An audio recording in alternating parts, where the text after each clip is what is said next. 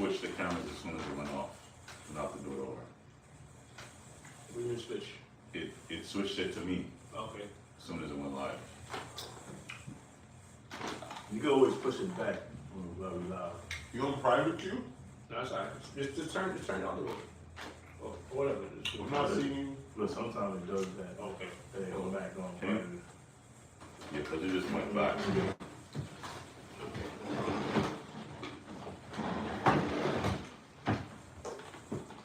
Like as soon as it went live. Give us a moment. Check your feed. Check your feed. Okay. That's okay. Matter of fact, the boxer, we can do that. Matter of fact, the boxer, we can do that.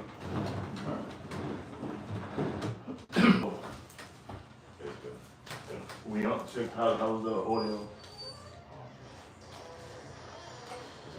Alright, so we're gonna start. So we're gonna begin by saying Kohalayim, Yahweh, Ba'ashem, Yahushua, Ba'ashem, Ba'akadash. We're gonna give double honors to the Apostle Great Millstone, Shalom to the Ophel elect, and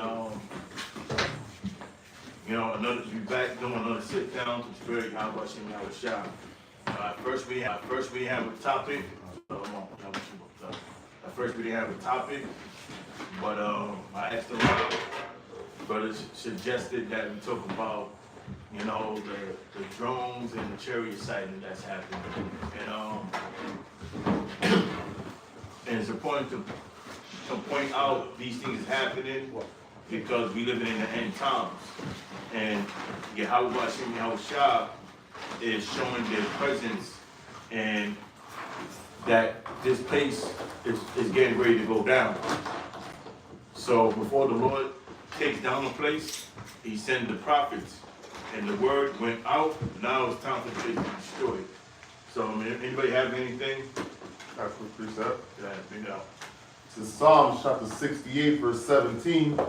It says, the chariots of the Most High are 20,000, even thousands of angels. And that's what's going on to the brothers is saying, man. We're going to be seeing more and more chariot sightings in these last days, man. They call it the UFOs or the UAP or whatever name that they call it. But coming out these last days, man, we're going to be seeing more and more of these sightings. All right, and it's not just going to be right from a distance. All right, it's going to be a little more closer in your face as time goes on, man. All right, and these are not aliens. Okay, these are not aliens with little green men or anything like that. All right, these are the chariots of Yahweh Hashem Yahushua, man. All right, these are the chariots of the Lord. These are the angels are in these chariots, man. All right, you already see a lot of insiders, if you want to put it that way. They differentiate the difference between the chariots and these drones. All right, there's a difference. They had a situation where one of the chariots knocked down a couple of drones or whatever it is. You start seeing the difference, man. All right, and these are coming from Yahweh Hashem Yahushua. All right, the scriptures say what, man? Exodus 15:3. All right, the Lord is a man of war. All right, and the chariots are part of his army, man. Okay. So that's it. Yeah, like the brother said, that's pretty much what is going on. Me in that time, and these UAPs, or what the world identify as UFOs, it is manifesting themselves more and more. Now we understand what these chariots are. We know these are the angels of the Yahweh Hashem Yahushua. That's what they are. Whereas the world is still trying to figure out what they are. But we know because we have the secrets of the scriptures. You got something? Yeah. You gotta bring it up. This is Amos chapter 9, verse 8. It says, behold, the eyes of the Lord power are upon the sinful kingdom. And now, what's the eyes of the Lord? The eyes of the Lord are the angels. and said, the eyes of the Lord upon the sinful kingdom. Now, this sinful kingdom, we can reference to it towards America. Because America is built of what? Sin. What is sin? The breaking of the law of Yahweh Shem Yahushua. And the eyes is making reference to the angels. So that's why you have these orbs in the skies that they cannot explain where it's coming from. Okay? And thou will destroy it Sir? from off the face of the earth, Aerial phenomenon. saving, This type of aerial phenomenon. So. That. and thou will destroy it from off the face of the earth, saving that I will not utterly destroy the house of Jacob, saith the Lord. Now, the house of Jacob is comprised of all the 12 tribes. Now, he said he's not going to utterly destroy the house of Jacob. Now, the word utterly meaning completely, because he is going to destroy the house of Jacob. That's the 2/3. But the Lord has a plan to preserve an election to himself and destroy 2/3. So the Lord's going to do an ethnic cleansing. Okay? Let's see, verse 9 says, For lo, I will command, and I will sift the house of Israel among all nations, like as corn is sifted in a sieve, yet shall not the least grain fall upon the earth. Right, so the elect, the scattered to the four corners of the earth. Come from the four corners of the earth. But when you read about the 2/3, the 2/3 comprised of Israel, that is in America. Okay? Verse 10, Amos chapter 9, verse 10. All the sinners of my people shall die by the sword, which say, the evil shall not overtake nor prevent. Go ahead. All right. In that day will I raise up the tabernacle of David that is fallen, and close up the breaches thereof. Now, the tabernacle of David is the house of David. And when David ruled, all 12 tribes was under David's reign, under David's control. And they said the Lord's going to close the breaches. The breaches are the differences that the tribes have amongst each other. So it's no longer going to be two kingdoms, or the house of Israel or the house of Judah. They're all going to come back as being one. Go ahead. And I will raise up his ruins, and I will build it as in the days of old, that they may possess the remnant of Edom, and all of the heathen which are called by my name, saith the Lord that doeth this. Like those are the names. And the land of Esau, we're going to possess the land of Esau, because eventually Esau is going to be destroyed. Go ahead. Behold, the days come, saith the Lord, that the plowman shall overtake the reaper. That's what we need on that. Let's you had something? No. I got something. Go ahead, bring it out.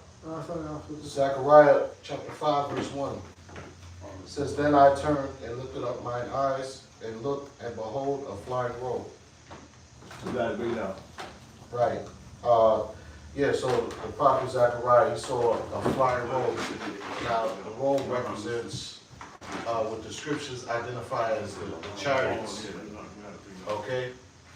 The chariots of the Lord, man. Which, scriptures let you know that the chariots, there was a pillar of the cloud by day and a flame of fire by night. All right, it said that in the book of, I believe in the book of Exodus. Okay? So he was describing a chariot. All right, chariots which are generally in a circular motion. All right, when you see it, see pictures or sightings of so-called UFOs, they usually come in a circular appearance. Okay. It says, and he said unto me, What seest thou? And I answered, I see a flying robe, the length thereof is 20 cubits, and the breadth thereof is 10 cubits. So he's describing the size of the chariot. Okay, chariots come in all different sizes, all right, shapes primarily, like it says right here, it's talking about a circular shape because of the roll. Okay, and it says, then said he unto me, this is the curse that goeth forth over the face of the whole earth. Right, because these chariots, you know, the appearance of these chariots is not an indication of peace from Yahweh Shem Yahshua. Why is that? Because the wicked bear rule. The earth is given to the hand of the wicked. And the Most High is not dealing with these other nations. Okay? And the chariots, all right, the scriptures talk about prophecies concerning the chariots and what they're going to do. Okay? It's low, you know, low and we'll get into those, some of those scriptures as the time goes on in this lesson. All right? So it's pretty much, it's a blessing to us and a curse to Esau. Because I got something real quick. As you read Isaiah 31 and 5, matter of fact, I began at 4. Okay, I start at 4. It says, for thus hath the Lord spoken unto me, like as the lion and the young lion roaring on his prey, with a multitude of shepherds is called forth against him, he will not be afraid of their voice, nor abase himself for the noise of them. So shall the Lord of hosts come down to fight for Mount Zion and for the hill thereof. So the Lord's coming down to fight for us. So that's a blessing for us, because he's on our side. He's on he's in there to defend us. So if he's defending us, that means somebody is going to be on the offense side. That's Esau. So it's a curse unto him. Now verse 5. As birds flying, so would the Lord of hosts defend Jerusalem. Defend also, he will deliver it, and passing over, he will preserve it. That's it. Look,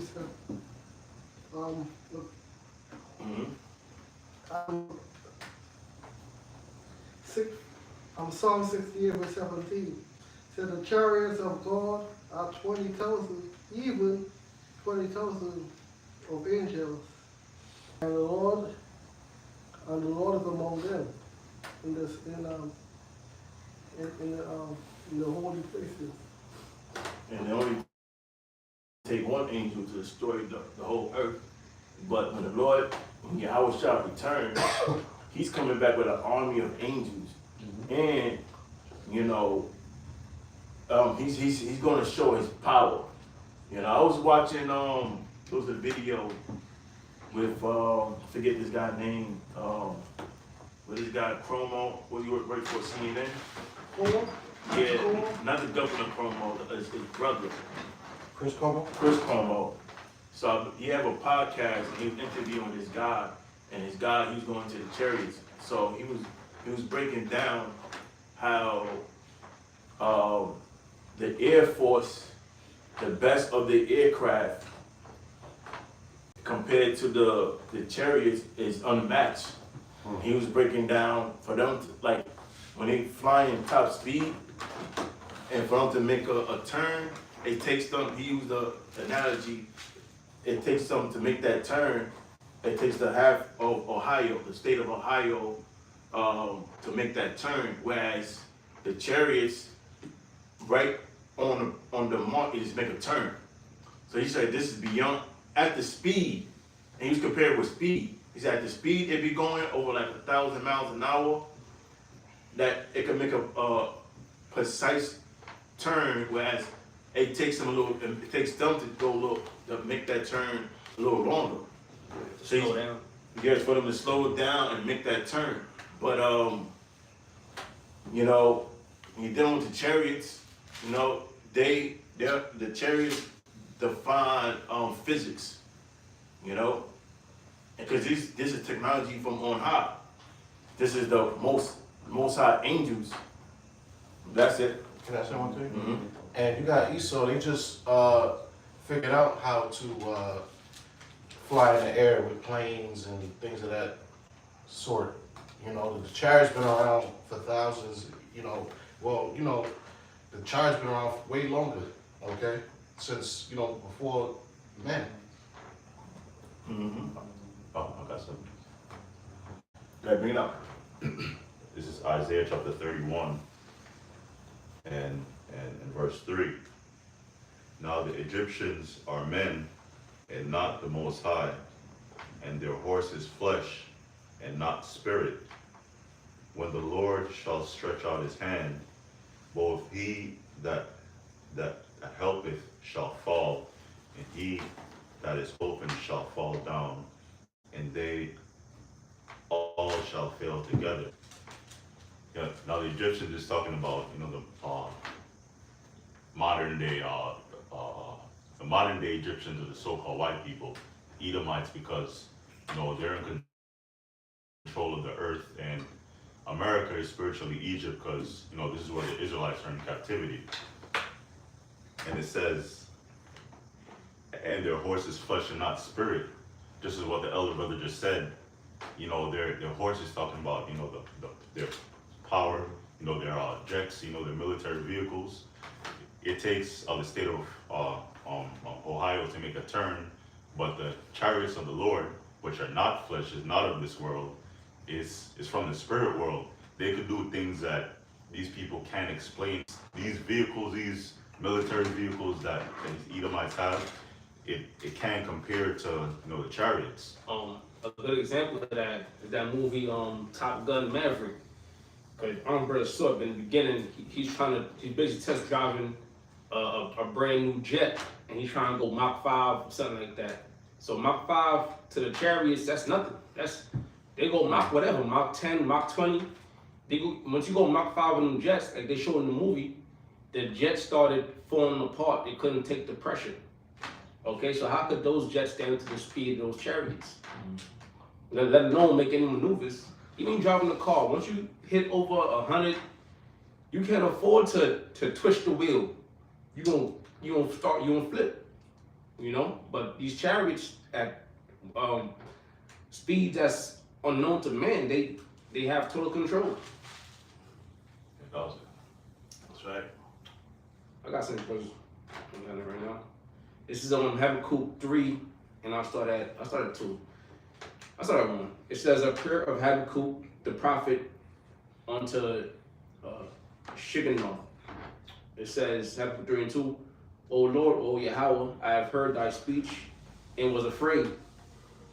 O Lord, revive thy work in the midst of the years, which is going into the prophecies. Okay, it's the reason why Habakkuk was afraid, because he saw the prophecies that's going to fall upon this place, and because he also knew he would be here in that time through reincarnation. It says, revive thy works in the midst of the years, make known. In wrath, remember mercy, like we were going into earlier. When you're dealing with these chariots, they're going to deliver the elect, but it's going to be destruction in hell for 2/3 and these other heathen nations, especially here in America.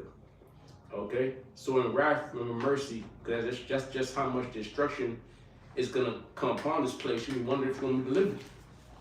When the scripture says, "Earth shall scarcely be saved," it says the Most High came from Teman, the Holy One from Mount Paran, which is it's in the east, Selah. His glory covered the heavens, and the earth was full of his praise. And what's the glory that covers the heavens? See, the Lord is coming, the one you're called God, or it's like Jesus Christ. His real name is Yahweh Shai. Okay, and he's a dark-skinned man with white woolly hair, according to Revelations. All right, and when he comes with that glory that's gonna cover the heavens, is what those chariots. You want to call them UFOs, right? You want to call them drones. You want to find out exactly what it is in that time. Now, people even now they have images, and people saying they saw chariots that was like as big as a car. All right, so now people started getting nervous. But here it is. We've been telling you through the spirit what these things are and what the intentions for these things to do. What it is. All right, it says, I'll read it again. It says, His glory covered the heavens, and the earth was full of His praises. His brightness, which the praises come from the elect, It says His brightness was as the light. He had horns. His brightness was as the light, and chariots call them orbs. How about they're not really orbs? You should have been close up, or the light dims, and you're gonna see something terrifying. How about that? Okay. So it says, and had horns coming out of his hand, and the horns represent power, right? Because those chariots come with a blast, and there was the hiding of his power, okay? Like Independence Day, when they started blasting, they blasted the Capitol, all right? The Empire State Building, right? That was a pretty decent depiction, right? But that's what's gonna happen when these chariots really unleash their power.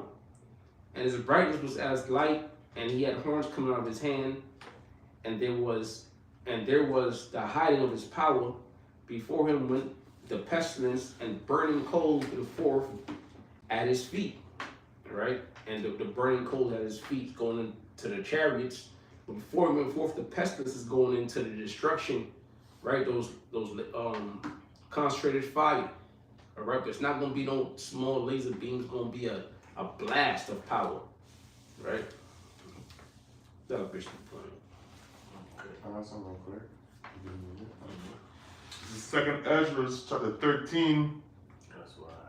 Yeah, all right. I'm just, Let's go with that. all right, yeah, I'm gonna start at 1. Yeah. All right, Ezra chapter 13, verse 1. And it says, And it came to pass, after 7 days, I dreamed a dream by night. And lo, there arose a wind from the sea, and it moved all the waves thereof. And I beheld, and lo, the man waxed strong with the thousands of angels. Yeah, and that's right, man. That's Yahweh Shai, man. We just read earlier in Psalm chapter 68, verse 17. All right, the Lord has 20,000 chariots, even thousands of angels. Okay, it says, and when he turned his countenance to look, all the things trembled that were seen under him. So yeah, that's right, man. So when the Lord makes his return, man, all right, it's not going to be a day of just all fun and games like they try to depict it in these churches, man.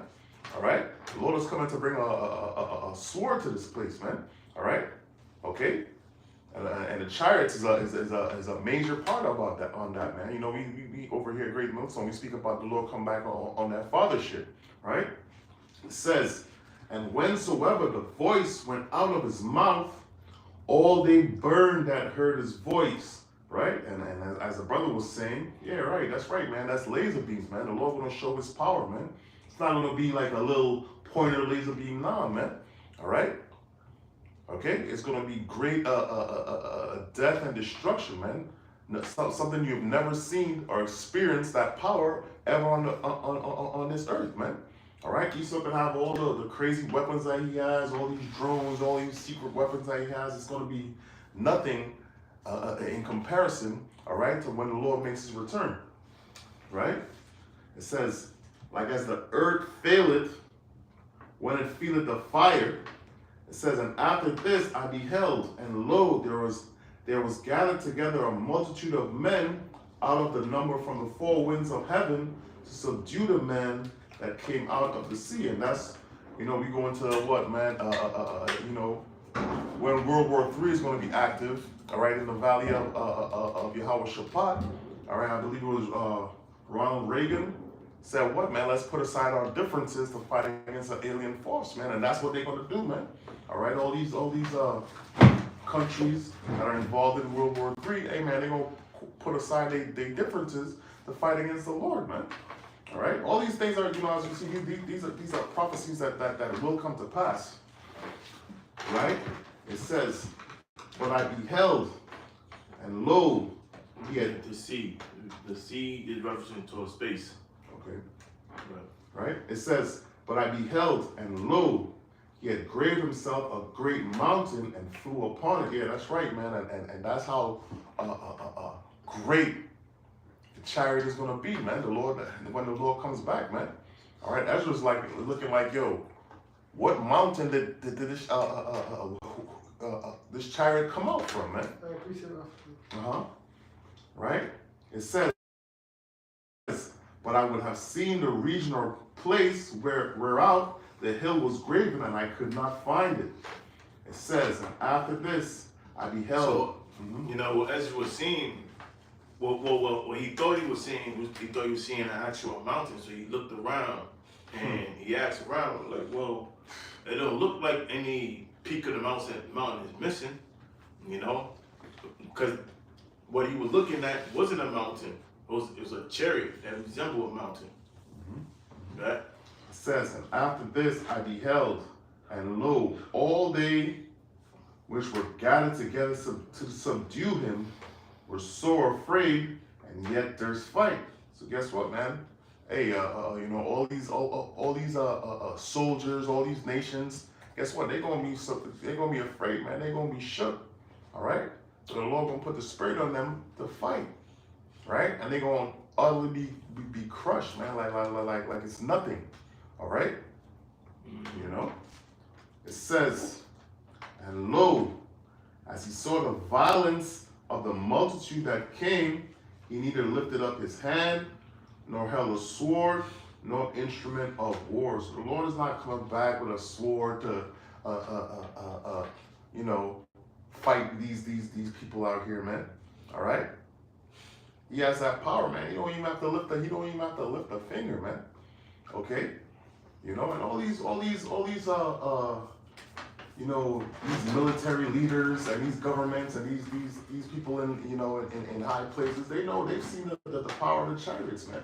All right, they see, as we was describing earlier, all right, the speed that they move with.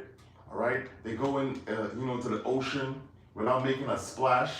All right, you know, they making turns on a dime. All right, you know, the brother just was speaking about earlier. You know, with these fighter jets, when they try to make a turn, man, if they do it too fast, the jet gonna fall apart, man. That's not gonna happen with the chariots, man. These are spiritual beings. You know, how about Shimei Shine, man? Yeah, the chair's the corner of the check button. Mm. You press the check button, the parachute pop out. Right. Chariots ain't doing that. Right. Yeah, they don't gotta worry about it overheating. Right. You know, bird flying into the engine. Yeah, chariot don't have those type of problems. They're able to make maneuvers far beyond comprehension, and at a top speed that Esau top technology is not able to do. So, you know, Esau, he's scared. You know, he's afraid, but his pride will not allow him to humble himself. Because that's why I said, yet there's fight. And, you know, they still gonna dare to try to fight the Lord. They know, even knowing that you know, is an unequal match, they still gonna try to fight. All right, you know, Esau think he got a chance. Yeah, I got a chance. You know, it says, and lo, as he saw the violence of the multitude that came, he neither lifted up his hand, nor held a sword, nor any instrument of war, but only I saw that he sent out of his mouth, as it had been a blast of fire. This is the lasers, right? And out of his lips a flaming breath, and out of his tongue he cast out sparks and tempests. Right? It says, what's the last one? And it says, and they all mixed together, the blast of fire, the flaming breath, and the great tempest, and fell with violence upon the multitude which was prepared to fight. Yeah, that's what it is, man. The Lord is a man of war. As you said before, Exodus 15:3. Right? The Lord's not coming back to give hugs, you know, hugs and roses to everybody, man. Hell no. All right? It says, and burn them up every one, so that upon a sudden of innumerable multitude, nothing was to be perceived, but only dust and smell of smoke. And when I saw this, I was afraid. So when Ezra saw this and he seen the destruction, how easily the Lord, you know, destroyed all these men, all these men of war and all of that, man, he was so afraid, you know. And Ezra's You know, he gets a lot of dreams, you know, and he was shook when he saw this in his vision, man. You know, that's it. Can I piece up? Mm-hmm. So, Revelations 1 verse 7. And behold, he come with clouds. Who is coming with clouds? Yahweh Shah. Yahweh Shah is coming with clouds. Behold, he coming with clouds.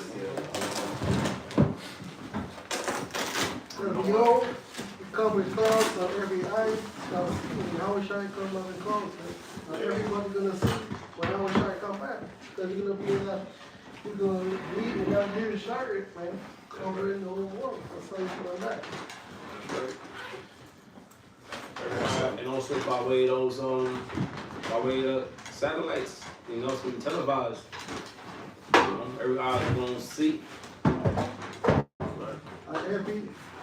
Every eye shall see him. Everybody gonna see him in that day. Gonna see the so-called black man is coming back from the chariots, man. Says they were also expressed.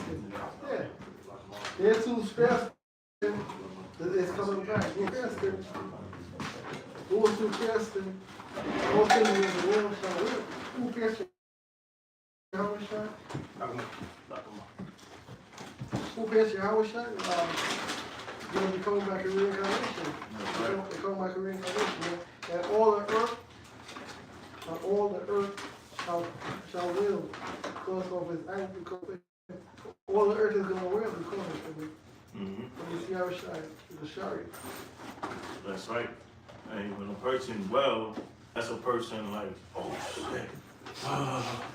You know, that's what's gonna be happening because it's gonna be unexplainable.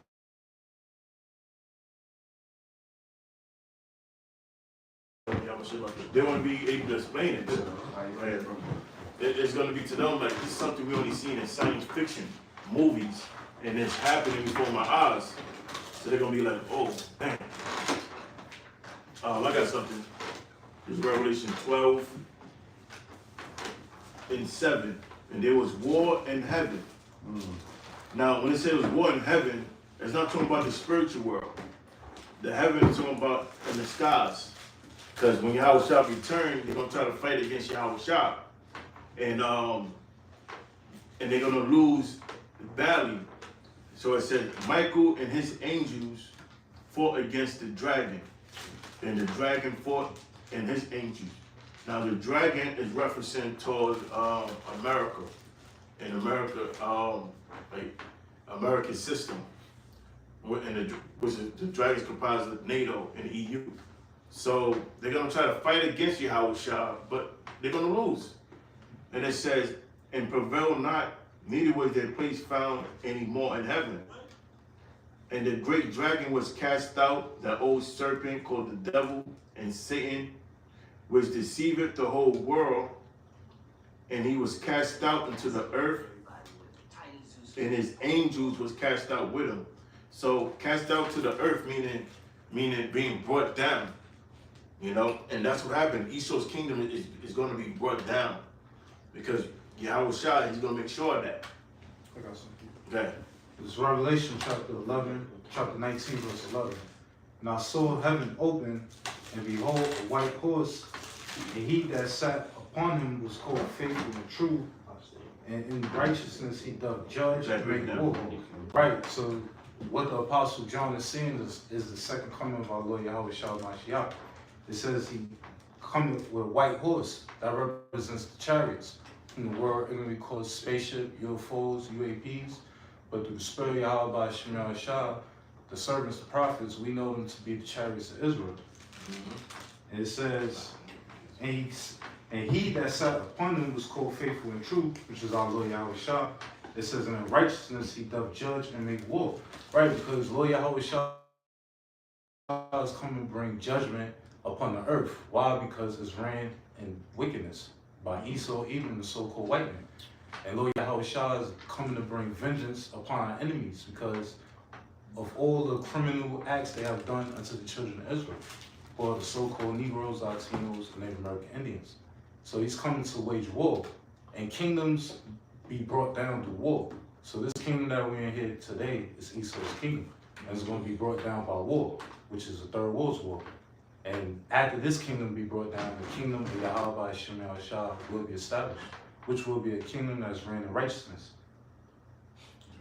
It says his eyes were as a flame of fire, and on his head were many crowns, right? Because Lord Yahweh Shah is coming to take the leaders of this world out of power. And they're going to be the servants in the kingdom of Yahweh Shem Shah. They're going to be our servants and handmaids, meaning they're going to be our male and female servants. And they're going to build up our kingdom just as we built up their kingdom. Yeah, the crown just symbolized dominion. Because when Yahweh Shah returned, Yahweh Shah is coming to take dominion of the planet Earth. So the people that they sit on the throne and they have dominion of certain realms. So Yahweh Shah come having many crowns, meaning he's coming to take dominion and take crowns from people. Because Yahweh Shah doesn't have a bunch of fucking crowns sitting on his head. It's just symbolism. It says, and he had a name written that no man knew, but he himself, and he was clothed with a vesture dipped in blood, and his name is called the Word of Yahweh. There you go. So read that part again. It says, and he had a name written that no man knew, but he himself, and he was clothed with a vesture dipped in blood. The vesture dipped in blood symbolized how much killing Yahweh Shah gonna do during his return. You know, that's why he said, think not that I come to send peace, but sword. And we look at Isaiah 66 and 15. Oh, I got it. All right, hold on to it for a second. So that's what Yahweh Shah coming to do. Deliver the elect and destroy the wicked. Go ahead. It says his name is called the Word of Yahweh, and the armies which were in heaven. So Yahweh Shah is the word, you know. That's why in John 1 and 14, St. John 1 and 14, it says that the word became flesh and dwelt among us. Because Yahweh Shah is the word. When we go to Revelation the 5th chapter, it goes into what happened post-crucifixion when Yahweh Shah went to the spiritual world. And the ritual that happened and the understanding, the seals being released for us to understand. So for us to understand these scriptures, Yahweh Shah have to sup with us. He have to give us the understanding. Go ahead. It says, and the armies which were in heaven followed him upon white horses, clothed in fine linen, white and clean, and out of his mouth goeth a sharp sword, that with it he shall smite the nations, and he shall rule them with a rod of iron, and he treadeth the winepress of the fierceness and wrath of the almighty power.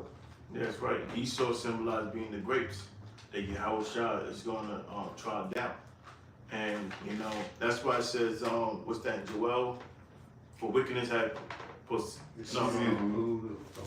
that's something else. That's something else. It's one Joel speaks about, it speaks about the grapes. Of the third chapter or second chapter. You know, so that's what it is. So, you know, Esau symbolized being grapes that reach its full maturity, and now Yahweh Shah's coming to take those grapes and squash it. You got it? I got it. Like It's that. Joel chapter 3, I'm sorry, verse 12. Let the heathen be wakened and come up to the valley of Yahweh Shaphat. Right. Now the heathen being awakened, meaning they're being raised up for the purpose of combat. Because before there's a nuclear attack, there's going to be a ground battle that's going to take place in the Middle East, in particular Saudi Arabia. Go ahead. That's the desert. That's why in Joel speaks about a land barren and desolate. So there's going to have to be a ground battle that's going to escalate to a nuclear destruction. Go ahead. For there will I sit to judge all the heathen round about. Put ye in the city. That's what Jehoshaphat means. The word Jehoshaphat is a compound word. It's comprised of the name of the Most High, Yahweh, and the word Shaphat, meaning judgment. So when you combine those two words together, it means the Most High judgment. That's what he said, there would I sit to judge the heathen. Because who's doing the judgment? The Most High. Go ahead. It says, for there will I sit to judge all the heathen round about. Put ye in the sickle, for the harvest is ripe. Come. Now, What is sickle used for? A sickle is a tool used for cultivation. And Yahushua, he's saying now is the time to cultivate or to pluck out these grapes for its usage. And those grapes symbolize Esau. It reaches full maturity, now it's time to be plucked. Because that's Esau. He reaches full maturity in wickedness. He did everything he could do. You know, you got trans rights, you got adultery at an all-time high. When it comes to the law, Esau, he found so many ways to break the laws of the Most High. So he reaches full maturity. You know, the Most High gave him so much time to rule, and within that window, Esau did as much wickedness he can. So like, all right, you're done. You're finished. Go ahead. It says, come get you down, for the press is full, the fats overflow, for their wickedness is great. That's the fact. Like the fact, when it says the fat overflow, meaning you have grapes, and them grapes, you have grapes, and it's still green. So it's really green. But then as it mature, it changes colors. And then when it's time to get plucked, that's when it get real juicy. You know, and that's the best parts of the grapes. And you pluck it, and now you could press it for it to turn into grape juice, and then over time it's gonna ferment and turn to wine. So Esau, he's those grapes that's juicy and ready to pluck. Go ahead. Multitudes, multitudes in the valley of decision, for the day of the Lord is near in the The valley. valley of decision is interchangeable with the place of Jehoshaphat. That's where the Most High is going to judge the nations. Go ahead. It says, for the day of the Lord is near in the valley of decision. The day is near. That's why we're seeing these, you know, phenomenons that Esau will call it. And it's unexplainable to Esau, but it's unexplainable to Esau, but it's understandable to us. Go ahead. Oh, that's the point. Yeah. Okay.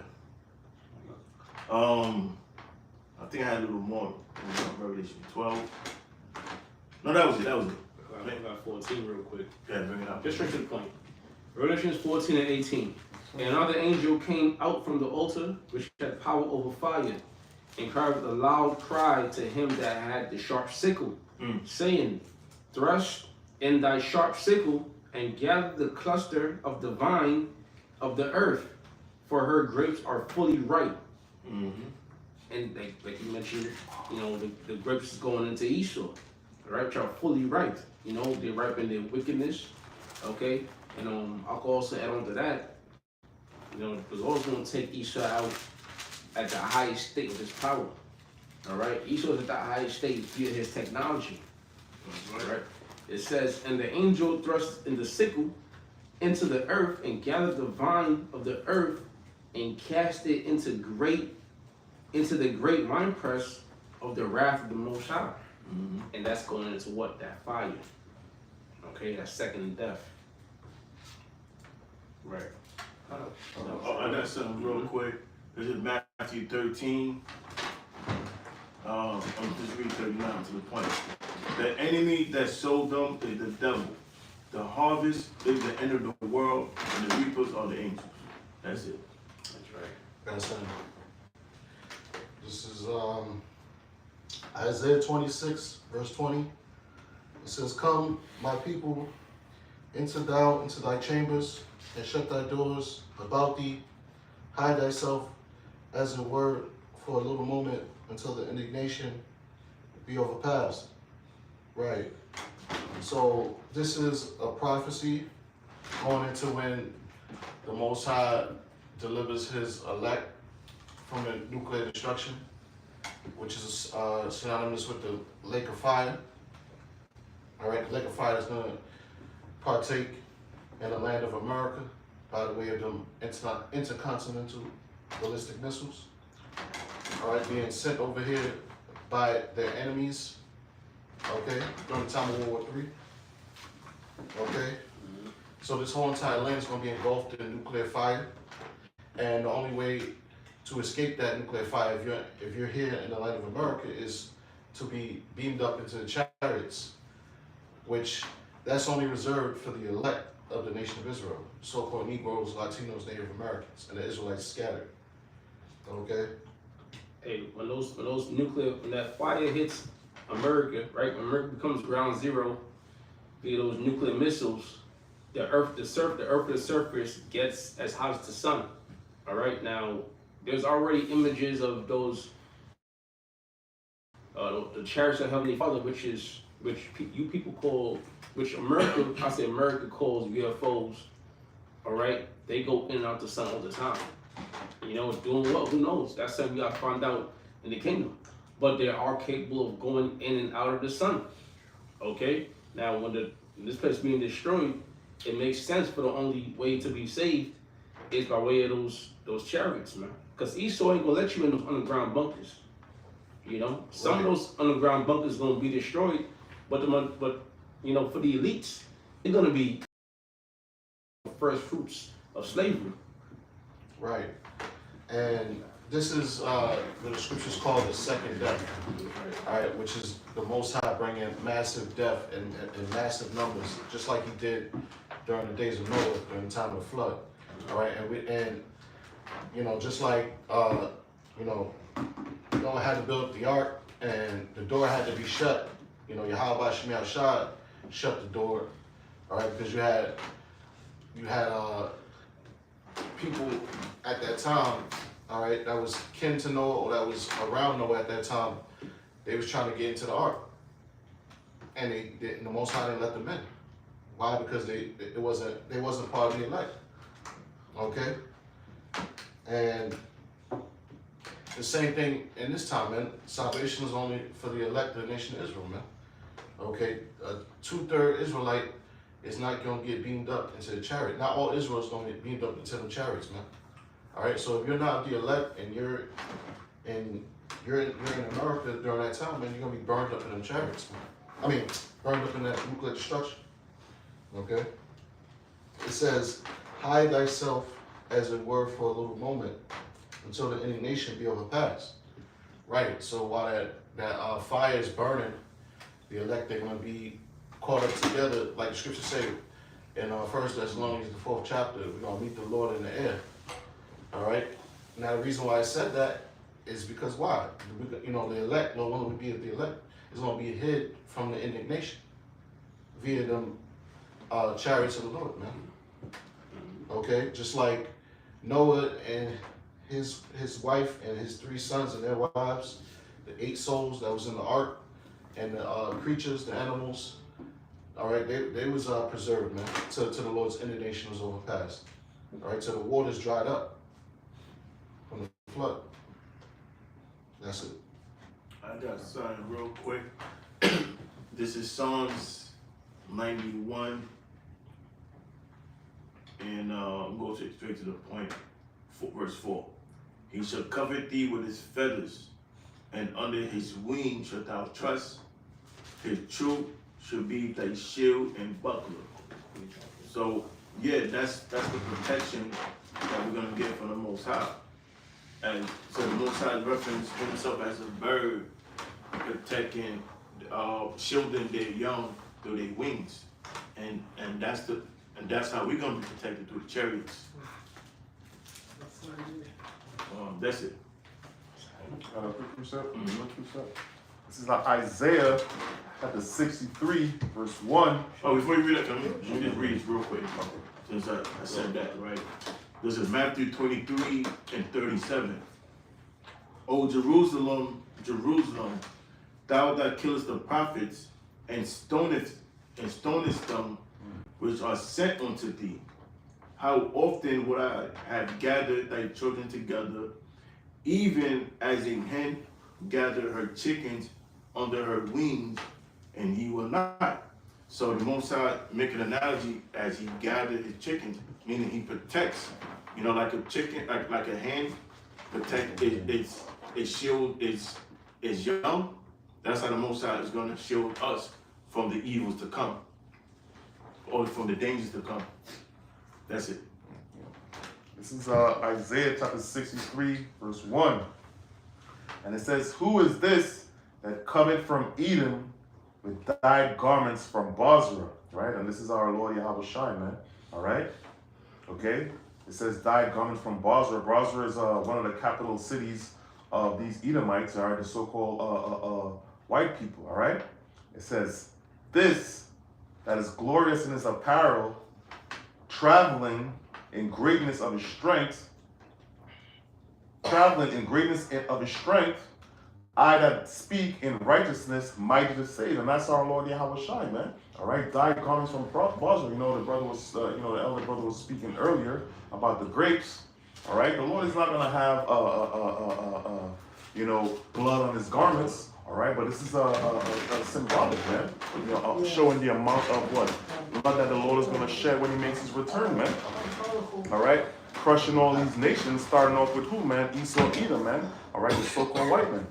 Okay, it says what? Wherefore art thou red in thine apparel, and thy garments like him that treadeth in the wine fat. Yeah, that's right, man. So if you tread in some grapes, man, you're gonna have the blood of the grapes, all over your clothes, man. All right, they stomp the grapes. That's the old way of making the wine. They stomp the grapes with their foot, and they get the blood of the grapes all over them. That's symbolic of how the Lord, all right, is about to shed blood of all these nations when he makes his return, man. Right? It says what? I have trodden the winepress alone, and of the people there was none with me. All right, for I will tread them in my anger and trample them in my fury, man. And the scriptures say what, man? The Lord is angry with the wicked every day, man. All right, the sins of these people have reached up to the heaven, man. All right? If you see how the world is being operated right now, all right, it's in a wicked spirit, man. Everything goes contrary to the scriptures. All right, we see the LGBT is being pushed prominent. All right, transgender, the transformer gender is being pushed. All right, the man, the woman, the child, everything is out of order. The air is polluted, the music is polluted. So guess what, man? Hey, everything that's the way how the world is being run right now is contrary with Yahweh Shem Shai, and he's angry, man. All right, and when the Lord comes back, man, it's gonna be what? New management on the earth, man. All right. Yeah, the mirth of this land is dwindling too. Like Scripture said, the mirth shall cease. You see the life being taken out of this place. Just everything that people took pleasure in is now, it's becoming it's becoming finished, man. It's becoming destroyed, man. Sports is played out, everything, chasing after these women, all of that shit is played out, man. Nah, the brother's right. You just going through the motions. Ain't no Christmas spirit like that. I went to the restaurant this morning. They had a Christmas tree playing Christmas music. I was shocked. I'm like, oh shit, what? And it didn't even hit. They say the brother spoke about sports. They say the viewership for the NBA is down 48%. You know what I'm saying? 48%. All right, nobody chasing after these chicks and none of that, man. All right, so the mirth of this place is gone, man. Going to the clubs, right? The clubs is played out, man. Right. You know what I'm saying? You got these women, they all lifting up with pride. So men are starting to, basically avoid those situations. Yeah. They're not going to the clubs no more. They're not buying females drinks, man. Right. All that shit is dead. Yep. It says, I will tread them in my anger and trample them in my fury, and their blood shall be sprinkled upon my garments, and I will stain all my raiment. Yeah, that's right, man. So the Lord is angry with this place, man. All right. It says, this is the last verse. It says, for the day of vengeance. It says what? For the day of vengeance is in my heart, and the year of my redeemed is come, man. So the Lord is coming back to bring vengeance, to get his vengeance, to get his revenge, all right, for what they did to him 2,000 years ago. All right, what was done to his people. All right, currently, right? Okay, right? And what is being done to these people currently, you so-called blacks, Hispanics, and Native Americans, the apple of the Lord's eye. All right? You know? So guess what, man? The Lord gotta get, gotta get his turn before everybody else gets it, man. Gotta get his revenge, man. All right? That's pretty much it. I got something real quick. I got something. Yeah, hold on, let me read this out. This is Jeremiah 49:9. If great gatherers come unto thee, will they not leave some gleaning grapes? If these by night, they will destroy till they have enough. So Yahushua, he's coming as that great gatherer, as that thief by night. And the night symbolizes the end of Esau's rulership. And Yahushua is not going to be nothing beyond that. He's done with Esau. And how do we know that? The next verse. But I have made Esau bed. Who's going to make Esau's bed? Bed means naked. You know? That's Yahushua. When he comes, he's going to leave Esau's bed. I have uncovered his secret places, and he shall not be able to hide himself. His seed is spoiled, and his brethren and his neighbors, and he is not. Leave thy fatherless children, I will preserve them alive, and let thy widows trust in me. Now, we're considered to be the fatherless and the widows, and our trust is supposed to be in Yahweh Bashim Yahushua. That's the point. I don't want to bet you. Yes. I got something. Let me know. All right. This is Revelation chapter 11 and verse 11. It says, and after 3 days and a half, the spirit of life from the Most High entered into them. All right. Now the 3 days and a half is talking about 350 years.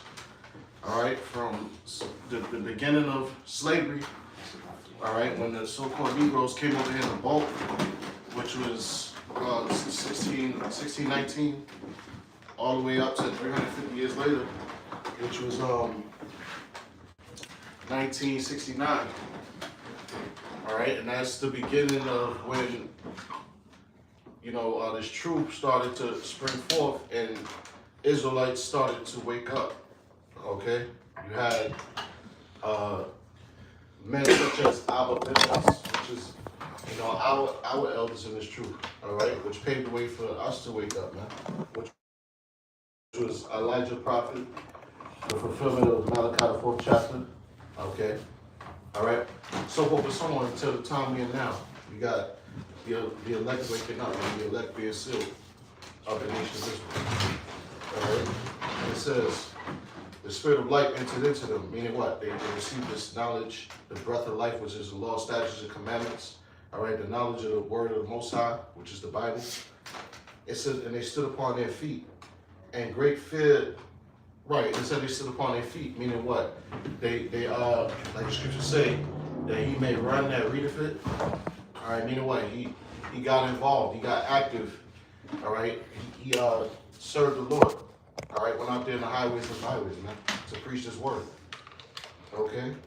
It says, and great fear fell upon them which saw them. Right, great fear fell upon the elites which saw them. The ones that actually know who we are. All right, and that saw the men of the Lord waking up. And those same guys that knew who we were, which were the elites of the society, Edomites, all right, they compelled certain dudes to basically take the bag and compromise the truth and sell out. All right, and become false prophets and charlatans, man. Okay. It says, verse 12, and they heard a great voice from heaven saying unto them, come up hither. And that's the elect. Okay. That's during the time when the destruction is taking place. World War III is in effect. Okay? And that's a future prophecy. Okay? Because we was talking about the UFOs. Alright, and we know that the elect is going to be beamed up into them chariots. Alright? during the time of nuclear destruction, when the nuclear missiles is being launched to this side of the world, man.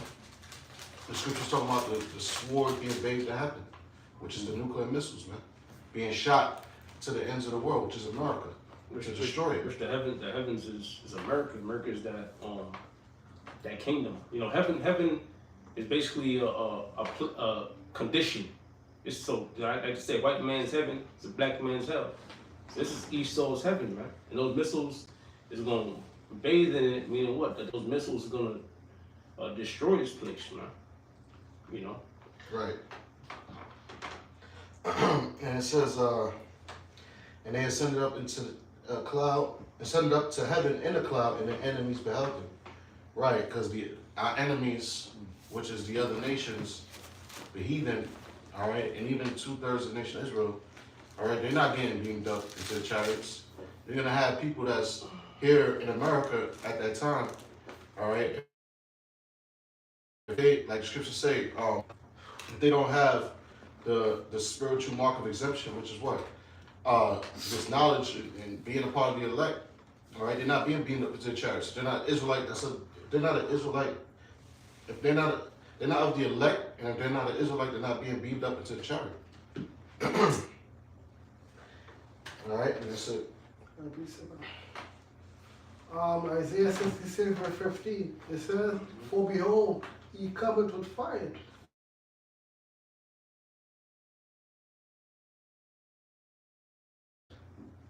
Behold, he cometh with fire, he cometh with those chariots, and with his chariots like a whirlwind. His chariots is gonna be like a whirlwind. Everybody's gonna see when the fellowship come from the whole world. It's gonna come like a whirlwind. And his anger and his fury shall be with flames and fire. The Lord is very angry, man. He's very angry with who? The so-called white men, these Edomites, who put our people in slavery, say that we are the Israelites, others do other crazy stuff to us, man. Verse 16, "For by fire shall he plead with all flesh." So by fire, the Most High is going to be killing a lot of people, man. Billions of people is going to be dying in that day, man. But he pleaded with all flesh, man. And the slain of the Lord shall be many. The Lord will have many that day. That's right. Those lasers, you know, zapping you, the wicked of this earth, man. The slain will be many, because why? Wicked are the many, you know, many are wicked. Esau, Edom, the heathen nations, and 2/3 they're following these heathen nations and Esau. Yep. I got some precept for the brothers went into. This is because one is 350 years. This is Matthew chapter 13 verse 24. "Another parable put he forth unto them, saying, The kingdom of heaven is likened unto a man which sowed good seed in his field." So a man got his property, got his field. He's sowing, good crop to his field. "But while men slept, his enemy came and sowed tares among the wheat and went his way." So you have wheat and you got tares, right? So while he slept, while he wasn't aware, his enemies came and they sowed tares among the wheat. Now we were sleeping until that time, late 60s, early 70s, when truth really started being pushed. Because prior to that time, in 1969, what was Jake into? In the early 70s, what was Jake into? 5%ers, they was into Nation of Islam, Christians, so on and so forth, right? And if you think about it, what was the truth really pushed? In Harlem, that's when it really started. And that's where a lot of other stuff was going on, And so it says, "But when the blade was sprung up and brought forth fruit, then appeared the tares also." Now you look at that word blade in the Greek. Look at that real quick. Stand right up. Strong's G 5528. Chartas, the Greek. And that word there is, when you look it up, it's provender. Now provender is this food for domestic animals. But in this sense, this food is what? This word is truth. So it says, but when the blade was sprung up, when truth started being pushed and brought forth fruit, then appeared the tares also. Not just, when I looked at talking about tares, you had false teachers. people teaching false doctrines. You know, tares also, you got people that look like Jake that's not. But during this time in Yahushua, you gotta remember you had the Pharisees. They were teaching their own doctrines. So it says, when the blade was sprung up and brought forth fruit, then appeared the tares also.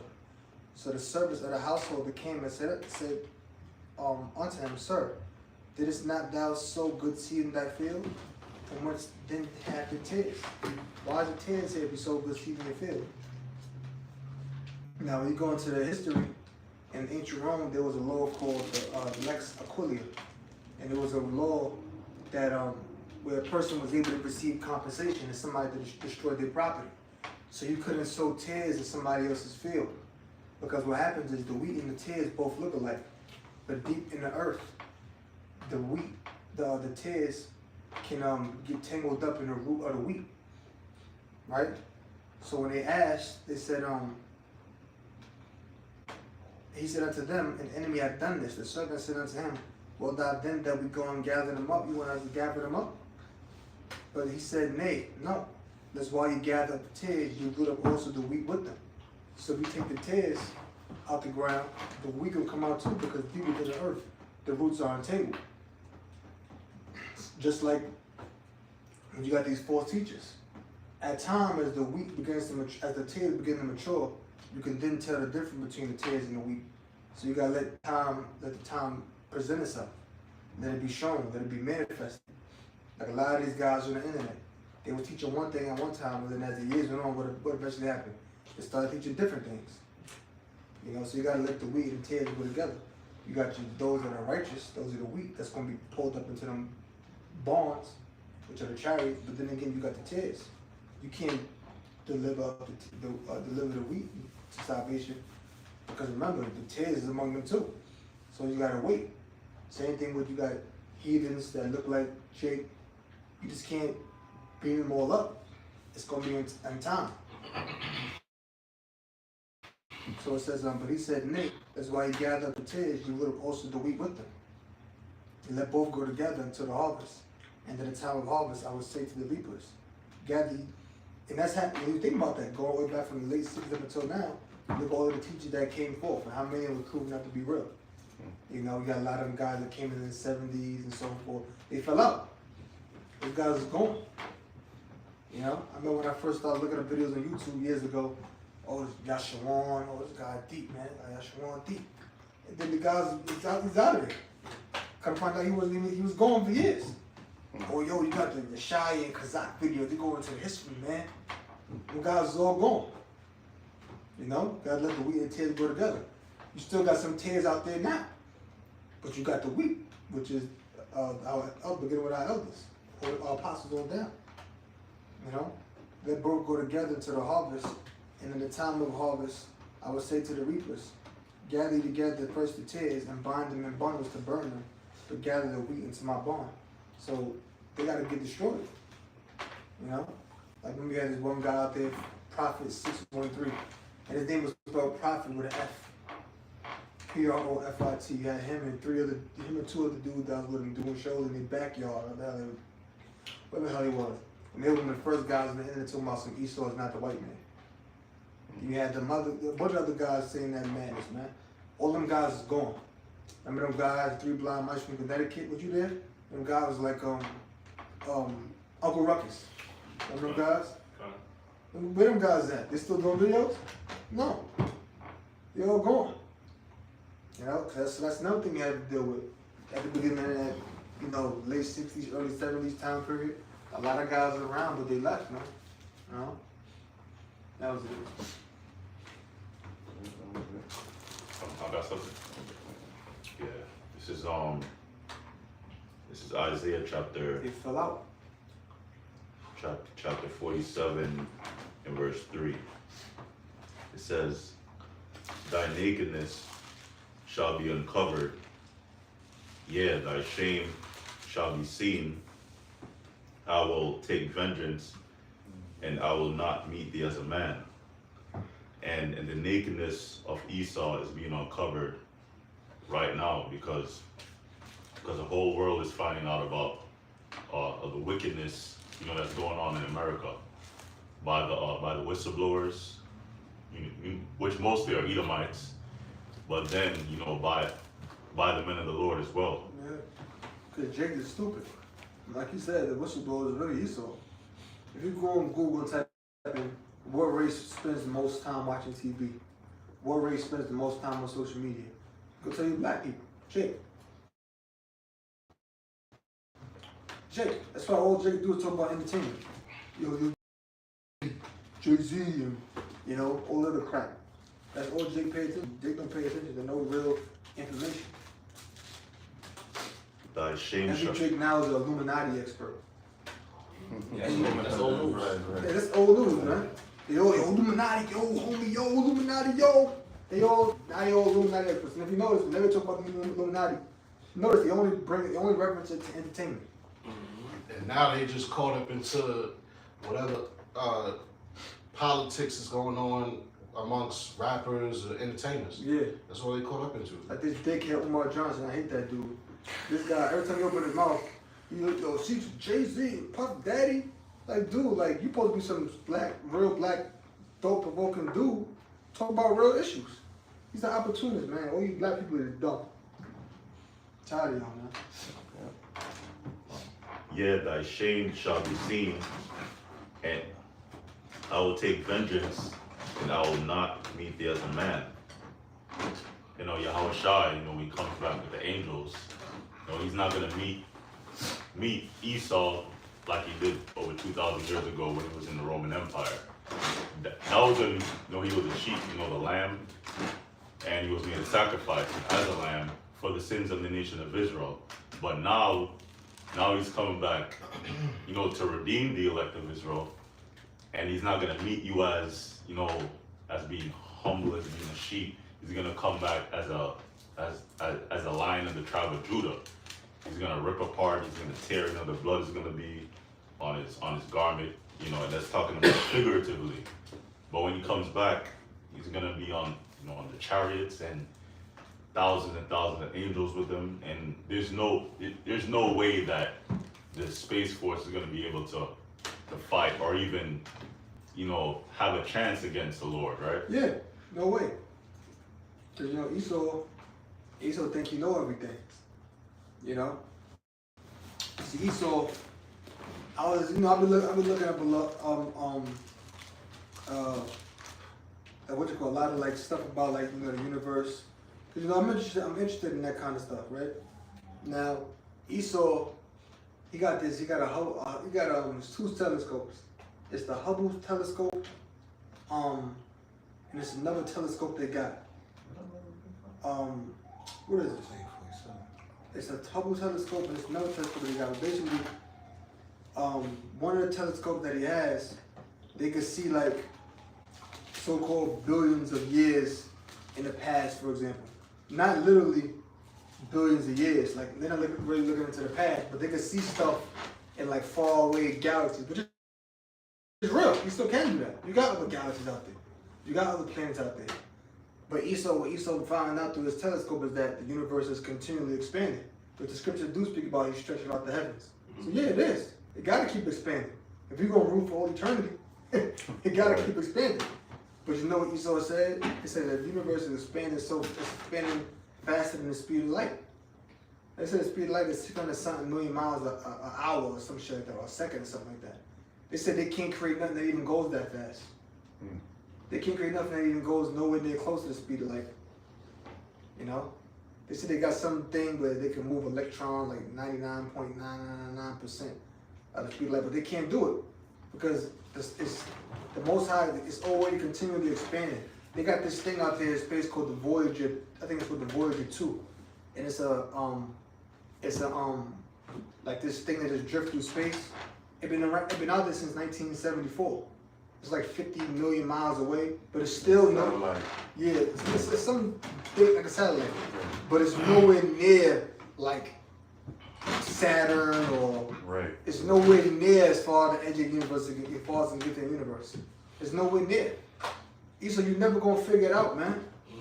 You're never gonna figure it out. There black holes and this planet and that planet. You're never gonna figure it out, Never. They see, well, we could create this device and we could bend space and time and you could move this. Can't do it, man. Esau knows that there's a higher power out there other than himself. His pride is won't let him admit it. You know? His pride won't let him admit it. That's it. Sorry. I got some. Sorry, you got it, bro. Isaiah chapter 47 and verse 4. As for our Redeemer, the Lord of hosts is his name, the Holy One of Israel. Yeah, that's Yahweh Ba'Shem Yahushai. Our Redeemer is Yahweh Shai, but he's coming in the name of the Lord. He's coming in the name of his Father, because his name means he's the deliverer. He's coming to redeem, in order to buy back the nation of Israel. He's coming to deliver us, Lord will. The Lord of hosts is his name, and hosts going back to armies, because the Lord is a man of war. You know, all the wars that are ever fought on earth, the Most High made that happen, because he's a man of war. And the last world war that's going to be fought, you know, is 3, right? WW3. And in the midst of that, Yahweh Shai is going to come back and deliver the elect and destroy the rest of the armies. You know, they're going to come together. You know, they're going to stop fighting when they see the Lord come back. They're going to come together and they're going to be afraid. But the Lord's going to put it in their spirit to fight anyways. And the end result is going to be dust and smoke, you know. I got some. This Isaiah chapter 25 verse 7. And he will destroy in this mountain the face of the covering cast over all people, and the veil that is spread over all nations. Yeah, so the Heavenly Father, Yahweh, he's destroying now the covering cast that's over all nations, which is the false philosophies, because we all grew up believing lies, believing that we're black, African American, believing that we're Spanish, believing that the so-called white man is the true people of the Lord. But Yahweh Ba'Shem Yahushua put an end to that by sending forth our elders, the apostles, to teach us the truth. And now it's being known through the spirit of Yahweh Ba'Shem Yahushua who's who. We, through the spirit of the Lord's mouth, the prophets, we letting it be known that Esau, Edom, is the wicked that the Bible speaks of. And we telling him what's to come in the near future, what's his judgment, which is destruction of his rulership. And he's going into captivity. And after 1,000 years, he's going to be wiped off the face of the planet. And we also unveiling that the true people, Yahweh Ba'Shem Yahushua, the Hebrew Israelites, or the so-called Negroes, Latinos, and Native American Indians. We are the descendants of Abraham, Isaac, and Jacob. And we know that through faith, through the accounts written in the Bible. We know that we're the chosen people, Yahweh Ba'Shem Yahushua. And that's why in the near future, Esau, Edom, he's going to come down with great wrath. Now he's trying to pass bills to where people can't teach out the Bible. So it's going to be persecution of the prophets, of the men of the Lord. Some of us may be martyrs for Yahweh Shah's sake, but we're going to receive the crown of life for this ministry. He passed the bill recently that if you were the army, the U.S. Army could gun down American citizens if they don't comply with the laws. You know, which the laws, you know, what they're gonna make that our faith microchip mandatory. You know, it's gonna be law. Yeah, but that's one of the last major prophecies we're waiting for. That's right. You know, that's how we know the end is going to be near. When we bring out that. We know the end is near, but I mean, like, when it's like really about to come to a close, when the RFID microchip becomes implemented. I have something about that. This is Baruch chapter 5, verse, I guess I start at 5. It says, "Arise, O Jerusalem, and stand on high, and look about the east, and look about toward the east," right? And Jerusalem is a people before it's a place. So it's talking about the children of Israel, the so-called Negroes, Latinos, Native Americans. It says, "Stand on high, look about toward the east, and behold, thy children gathered from the west unto the east by the word of the Holy One rejoicing in the remembrance of the Most High. Right, so, you know, like the scripture say, they shall fear the name of the Lord from the west. All right, because you got the Israelites in captivity in the west, man, the Western Hemisphere, which is America, man, the Americas. Okay, and continue on, verse 6, for they departed from You thee. look at the word, remember means to be brought back to the mind. And the way it was brought back to our mind is by the men that Most High set up to teach us and open up their mind to receive understanding. So that's read that part again. Right. It says, I'll just read it again from the top. It says, Baruch 5:5, arise, O Jerusalem, and stand on high, and look about toward the east. Look about toward the east, because that's where Yahushua is coming from. He's coming from the east, and he's making his way towards the west. And that's where the bulk of the deliverance is going to happen, here in the west, in America. Go ahead. And behold, thy children gathered from the west unto the east by the word of the Holy One. By the word of the Holy One. So that's us coming back to the knowledge of Yahweh and Yahushua. That's, when you read Zechariah, what is it, 3 and 9? Or is that Zephaniah 3 and 9? It says, Zephaniah 3 and 9. Then would I turn to the people a pure tongue, that they may all call upon me. So that's us being guided by the word, and what's comprised of the word is the name. Go ahead. Right. It says, rejoicing in the remembrance of the Most High. And rejoicing in the remembrance. So the knowledge is being brought back to our mind. Right. It says, for they were departed from thee on foot, and were led away of their enemies. But the Most High bringeth them unto thee exalted with glory as the children of the kingdom. Right.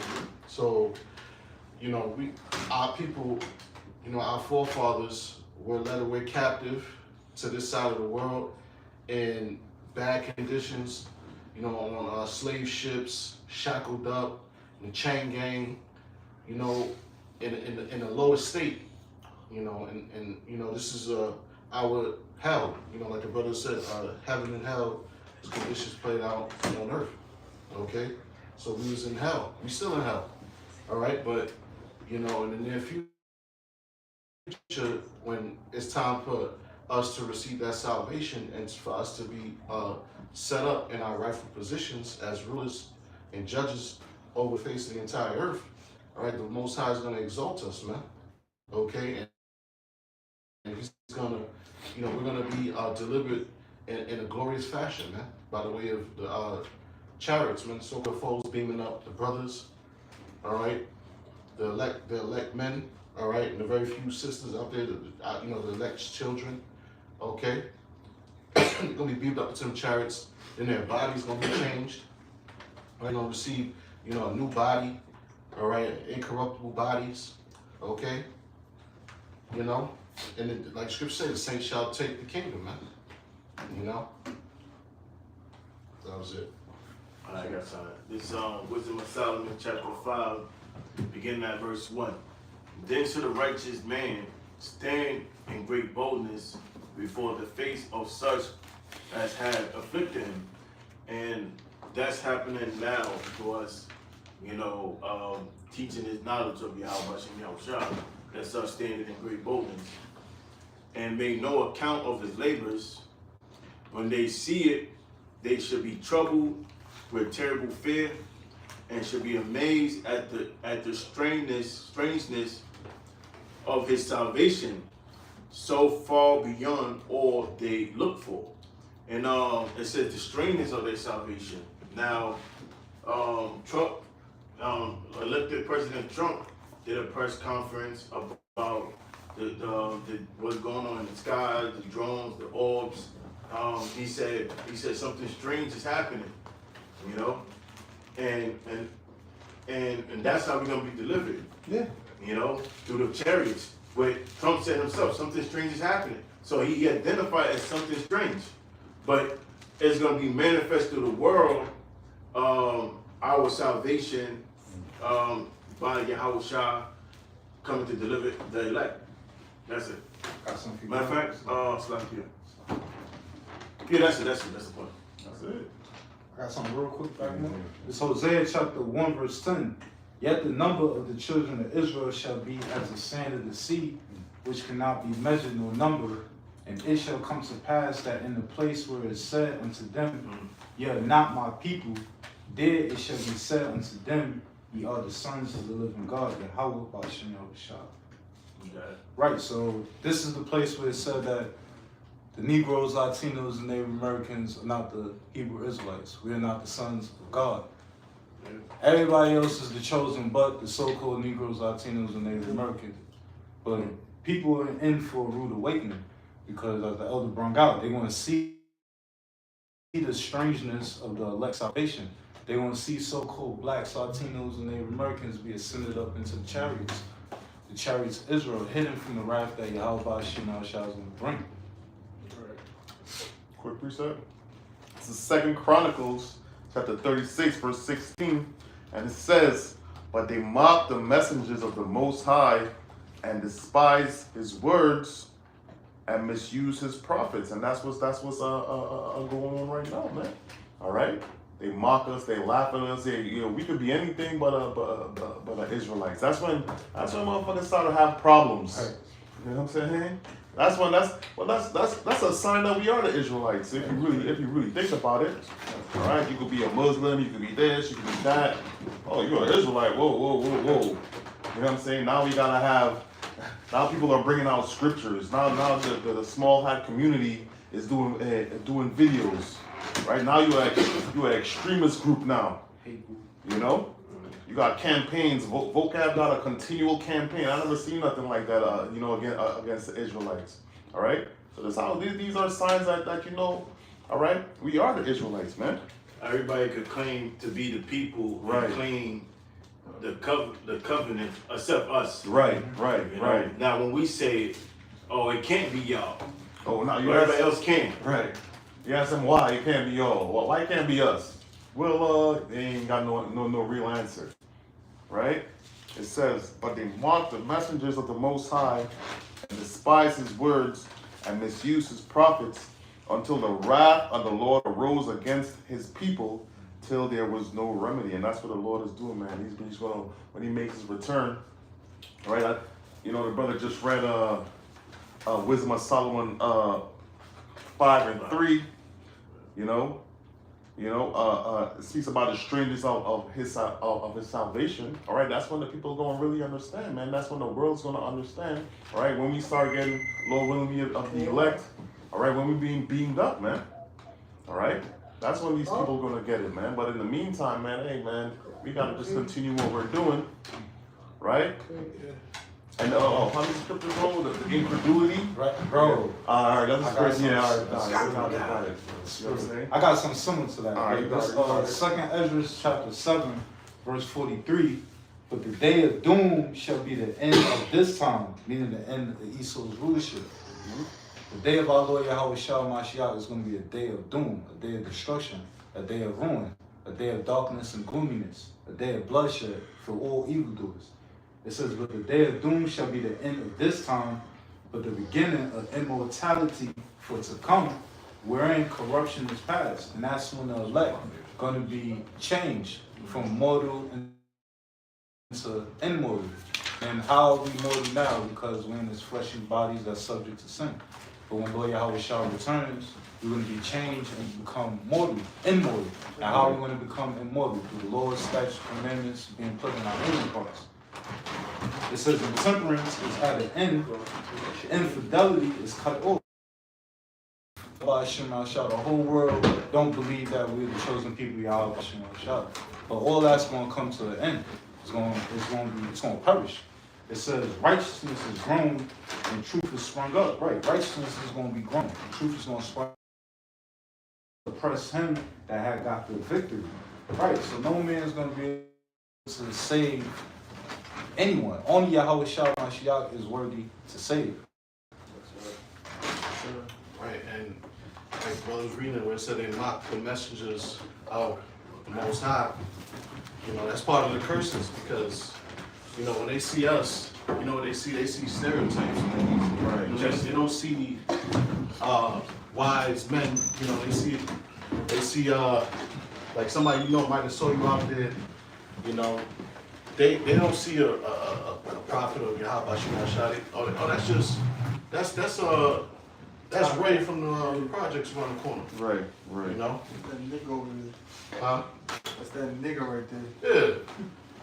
Yeah, not too long ago, you was out there, you know, selling drugs, and now look at you. You think you a man of the Lord now? Right. Yeah. You was just out there gangbanging and, without, you know, because we come from out of the world, man. Right. You know, these people don't understand that, but they see stereotypes when they see Jake, man. They don't never see Jake, you know, especially these other nations. They see Jake as just, you know, always doing some nigga shit, man. But you know what though? They see themselves as that too. That's right. Shoot my God, niggas. That's why vocabulary alone, you don't want to accept that we are the true Israelites. Because the so-called white man, he so brainwashed the country and brainwashed the world into believing that Jake ain't nothing but savages. So they can't believe that we ain't racist. They don't want to accept. So we was talking about earlier, the Most High, and space and all of that. Esau can't help to accept. He don't want to believe. Can't help to believe that everything in this universe that was created for us. Right. They can't believe that everything in the universe that was created boils down to a book. Really, it boils down to this book. But that's what the scriptures say. What's that? Can I get that scripture where it says, "The wisdom of this world is foolishness to the Most High"? No. The wisdom of this world is foolishness to the Most High. Let's get that. I got it. You got it? Got 1 Corinthians 3:19. Okay, this 1 Corinthians chapter 3, verse 19. For the wisdom of this world is foolishness with Yahweh, for it is written, He taketh the wise in their own craftiness. Try to start up another verse. Okay, I got you. This 1 Corinthians chapter 3, start verse 16. Know ye not that ye are the temple of Yahweh, and that the Spirit of Yahweh dwelleth in you? If any man defile the temple of Yahweh, him shall Yahweh destroy, for the temple of Yahweh is holy, which temple ye are. Let no man deceive himself. If any man among you seemeth to be wise in this world, let him become a fool, that he may be wise. See? So if any man consider himself wise in this world, let him become a fool that he may be wise. So being wise in this world is being wise in the wisdom of this world. Oh, I'm an astrophysicist. Oh, I'm a nuclear scientist. I'm a marine biologist. I'm this, I'm that. I'm a paleontologist. That's the wisdom of this world.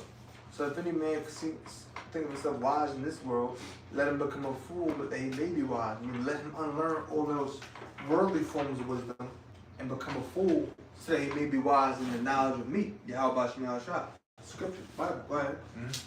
It says, for the wisdom of this world is foolishness with Yahweh, for it is written, He taketh the wise in their own craftiness. So the wisdom of this world is foolishness with the Most High.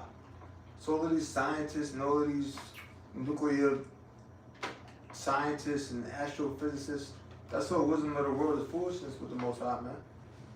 Oh, see, because you know math, and we could break this down, and that goes against the law of physics and the theory of relativity, and blah, blah, blah, blah. All that's wise to this world, but that's nothing to Yahweh Shemashah. Like I was telling y'all earlier, Esau says all the speed of light is 186,000 miles a second. It's like 600 something miles an hour. The speed of light can go around Earth 7.5 times in a second. But they even said the universe is expanding faster than that. They can't measure that. They can't measure that. They got this concept they call the fourth dimension. Human beings can't imagine that. Because we three-dimensional objects. We see length, height, width. Can you imagine something other than that? No, it's impossible. It's a third heaven. We can't imagine it. It's something that we can't see. Remember the apostle pulled up to the third heaven, and he was like, he saw things that he couldn't utter. Right. He couldn't even think about it because his human mind couldn't fathom. His human mind couldn't fathom. Even they say, well, we can't really imagine to think of a fourth dimension because we three-dimensional beings. That shows you all them decades of studying, they still can't get it. Right. And them angels, that's how them angels move, man. The angels is among us right now. But we can't see them. We can't see them. So Esau got it. So we're fools in that wisdom, but we're wise because we know, and this knowledge, we know all these things come up the Most High. You know what I'm saying? I got one more verse. And we're gonna figure that out when we get to the kingdom. As we gonna start knowing different things. Esau, see, we went to the moon, you can't even get past the Van Allen belt. When you go and you Google the Van Allen belt, when you go and you Google what kind of ship they use to get to the moon, and you look at the temperatures in which it can melt, and then you look at the temperature of the Van Allen belt, it don't make sense. It's impossible. It's impossible. They said they went to the moon how many times, but I ain't never go back. Because they never went to begin with. They never went. If I said, let's say you in junior high, right? Yo, this came out the new Olympic 8s, the new Bugs Bunnies, man. And it's the Bugs Bunny joint, remember those? And then they say, yo, homie, yo, I got them joint, man. What, you got them? Yes, man, yeah. But he never wear them. So he said, I wore them to my cousin's birthday party the other day. But he never wear them to school. You gonna think he got them? Hell no. He ain't got them new black and red 13. That nigga lying. Because if he did, you would have seen it. So if they had went to the moon, they would have went back. Yeah, they showed Esau his boastful, so he would have showed the technology. Exactly. Right. They said they lost it. They said the Yeah, moon. oh, They said the moon landing until it got erased. You take over a baseball game, brother. You take over cousin Johnny thrown up at a pool party in '93. Right. You don't take over the so-called greatest feat to ever occur in human history. Right. You don't take over that, man. I still got tapes from from the year 2000 when I was recording cartoons on TV, recording TV shows, man. Esau ain't do a damn thing. He's a damn liar, man. He's a damn liar. Yeah. And he's always been lying. Remember, that same amount of time of the so-called movement, that was around the same era John F. Kennedy got assassinated. So there's a lot of American lies going on and conspiracies at that time. Esau's a damn devil, man. Yep. It says, and again, the Lord knoweth the thoughts of the wise, that they are vain. The most, but we heard it before that where it say, take the wise in their own craftiness. And he knows the thoughts of the wise that they are all vain. It's all emptiness, it's all worthless. See, Esau said, you got that was the telescope I was thinking about was the Webb telescope. See, the Webb telescope, we could see how far they around by the galaxy, we could see the distant planets, galaxies, blah, blah. Yeah, but you never gonna go there. And when you go there, you're gonna go there as a slave. You can go there as a slave. The chariots is out there. Esau know the chariots is out there. They don't want, it's in their pride, they don't want to admit that there's an entity greater than them. Right. They don't want to believe that. Esau's saying there is no God, but there's a God, he look like me. You know? So, the Most High know your thoughts, man. The Most High see y'all looking through them telescopes. He know y'all looking for him. You're not looking for the angels. You ain't gonna see him, man. You're not gonna see the Most High. You know? Real quick. Proverbs 14:15. The simple believeth every word, but the prudent man looketh well to his going. Yeah, the simple believe every word. Yeah, we went to the moon, man. Then they'll come with a bunch of different. See, we went through the Van Allen belt because of this and blah blah blah, this, that, and third. You saying that, but that don't mean you did it. If I say, listen, man, look, I could be the 20-year-old Mike Tyson. All you gotta do is use a jab. Use a jab, stay in toes, use a jab. It's easier said than done. You know what I'm saying? Oh, I could jump. Oh, it's easy for me to, beat LeBron James one game possible. We gotta do this and that. It's easier said than done. You could say that that's what they did, but that don't mean they actually did it. That don't mean they actually got the technology to do it. Esau didn't do nothing, man. Esau didn't do nothing. The Russians launched Sputnik first. The Russians sent a ink in space before y'all did. So y'all like, damn, man, the Russians on our ass. That was during the space race. The Russians on our ass. What we do? Alright, we gonna lie and say we went to the moon. That's what we gonna do. We gonna lie and say we went to the moon. You better say it like a skit. We gonna lie and say we went to the moon. That's probably how it went down too. That's how it went down. Yeah. That's exactly how it went down. There's even a documentary on YouTube called A Funny Thing Happened on the Way to the Moon. You know what I'm saying? We're gonna lie and say we went to the moon, man. God. Yeah. Right. Even now, I think 56% of Russians don't even believe it was real. It wasn't real, man. As boastful as Esau is, trust me, they would have had billionaires going to the moon. They would have had a little resort there for billionaires. Right. They had homos up there, the first homo in space. You know what I'm saying? I'm telling you, they've been up there showing off. And guess what? Why no other country? Why no other country? That's a fact, though. For real. They've been up there showing off. Yeah. They're the one on space, and they're the happy people being able to see them in telescopes. Come to NASA, you can look at them in telescope. Right. Right? They've been doing all of that. Why no other nation went? Y'all went in the 60s, but nobody can go 50-something years later with advanced technology. I just wanted to confirm something, because, you know, they The Most High got you trapped on Earth, man. You can only get so far in space, and you trapped on Earth. That's it. You're only gonna get to somewhere else in chains.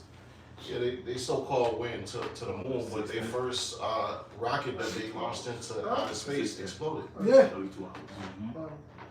But you can go and see humans out there. Right. Alright, y'all, we humans. And then they was on space just jumping around. And you're on the moon, so-called jumping around. I'll be scared as hell. I'll be scared to fall off. I'm not just running around jumping. Listen, if I'm on a roof of a building that's like 8 stories high, I ain't trying to get too close to that edge, man. Right. I don't give a damn if I got a harness on. I don't care. So you think if I'm on the moon, I'm going to risk jumping up and down? You might get pulled into the depths of space. Yeah. Right. I don't want that to happen. Hell no. Come on, man. You're jumping around carefree. Go ahead, bro. What you got? I got something real quick. Okay.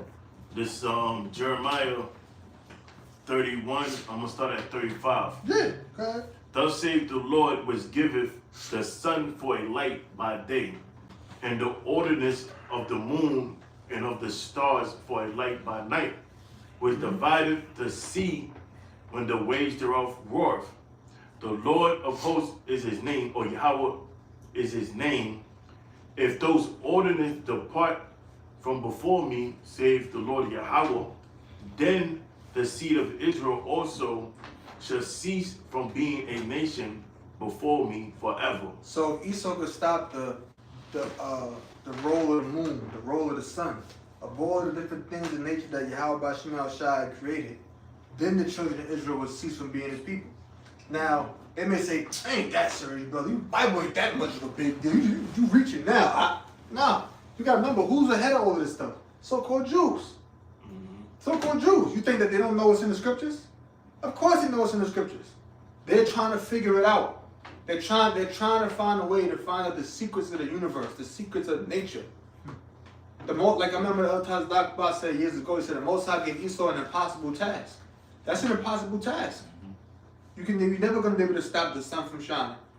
You're never gonna, no matter how much gas you try to put in the air to stop the sun from shining, because you got a bunch of Edomites in Europe getting Esau in general getting skin cancer. You're not gonna stop it. It's no matter what you do, Esau, you can't stop it. They're trying to come up with new philosophy. Well, actually, it was the Big Bang that really started everything. But what started that? What started that? Right. Oh, that's what Esau would do. And then when you ask him that, he'll come up with another excuse. That's what these devils do, man. Esau is trying to find out all the secrets of the universe because the Most High has given them an impossible task. They want to go and break down, they can break down the anatomy of an ant.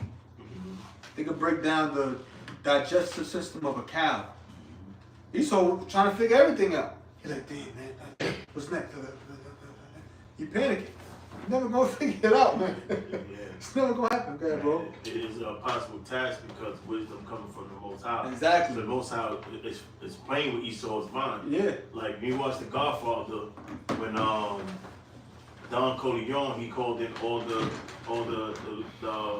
dons from the different boroughs, and he made a promise. He said, look, I'm not gonna be the one to break this go against this word.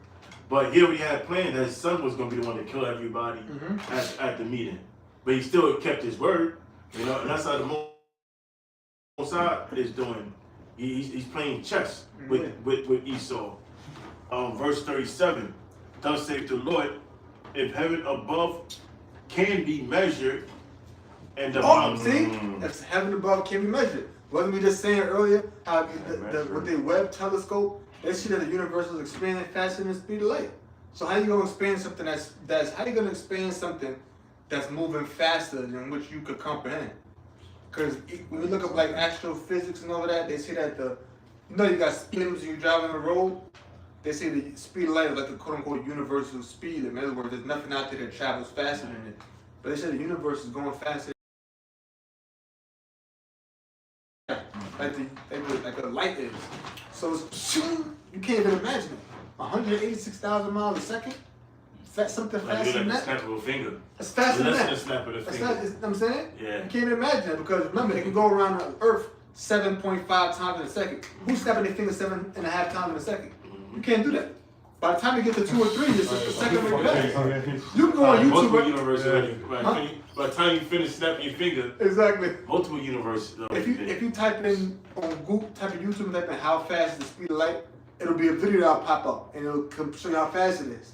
It'll be like, and that'll be it. It'll be like it'll show you a starting point, like it'll have like the Statue of Liberty, and then it go, and it's the Statue of Liberty again. Damn. It's super fast, man. You saw that right? It's too fast. You can't measure it. You cannot measure it, man. We don't know what kind of stuff is in other worlds, other planets and galaxies. We don't know. Most High can already have creatures over there. Oh, yeah, of course. Creatures over there, and you know they got their own seasons, and it's something that's been untouched since the dawn of time. And we get there, and it's like, oh, Yeah. you know? Go ahead, brother. Yep, it says, if heaven above can be measured and the foundation of the earth searched out beneath. See, that's what he's trying to do. He's trying to search everything out. We gotta go 20,000 leagues into the sea. They gotta go deep, but they can't because it's only but so far you can go until your submarine bursts because of that water pressure. Yeah. So it go but so deep. You got you got levels of water, depths of water that's so deep the sunlight can't even get to it. And it's pitch black. Right. The Most High got creatures down there that got its own light. Oh, well, those creatures just evolved that way. No, the Most High created them. You have them chariots that Yep. go in on the waters. Yeah. Built them chambers in the waters. Yeah. I'm saying you go deep underwater. You got geysers under there where water's shooting up. Geysers under there. Volcanoes deep under there. You know, you probably got certain areas. You ever seen like them old, like a cartoon or a movie where they go so deep underwater and they go into like a cave and there's like a whole world under there? No, yeah, they have those. Yeah. You got something like that, man. Yeah. You know what I'm saying? Or it's this cave down here. And once you go deep into the cave, the water don't go that far no more. And people like stand up in there. Like air pocket, like a huge Yeah. air I pocket. remember when I was a little kid, I watched an episode of Johnny Quest and I saw something like that. Johnny Quest. I never forgot that. I never forgot that. I'm like, yo, man, it's gonna be hot. It's a movie called Journey to the Center of the Earth. It's a new one, I think, but the guy from the Mummy, I forgot his name. But there's an older one, it's an old school one. But the graphics is crazy, it's trash, but Yeah. the concept. concept is Yeah. unbelievable, yeah. Real talk, man. I'm telling you, bro. Most High got some stuff out there. Like you can't imagine in your own mind a different color other than the ones you can imagine with your own, other things you already seen. Yep. You can't really imagine certain types of things, man.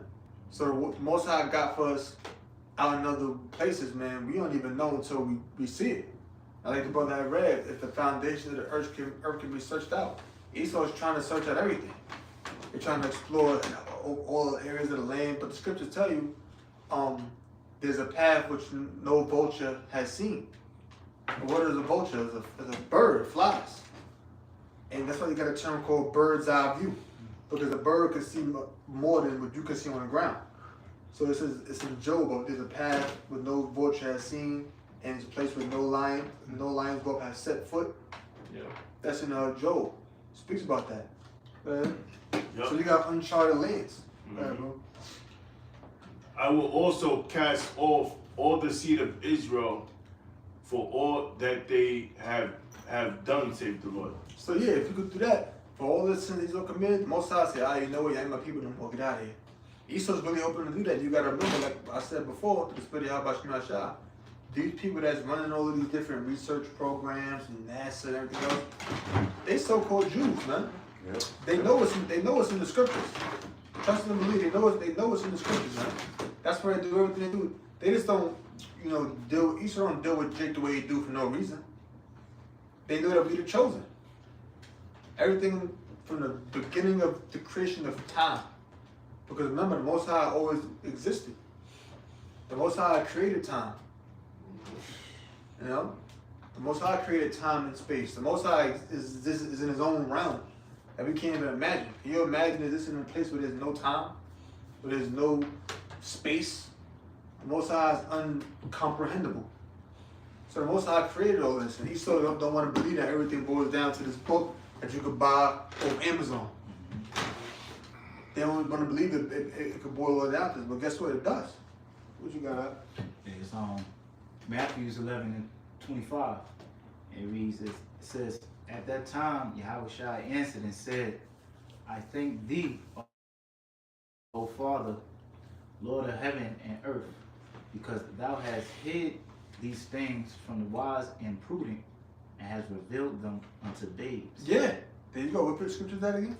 Matthew 11:25. Yeah, the Most High hid these things from the wise and prudent, not just the knowledge of his son, but even things that we talking about.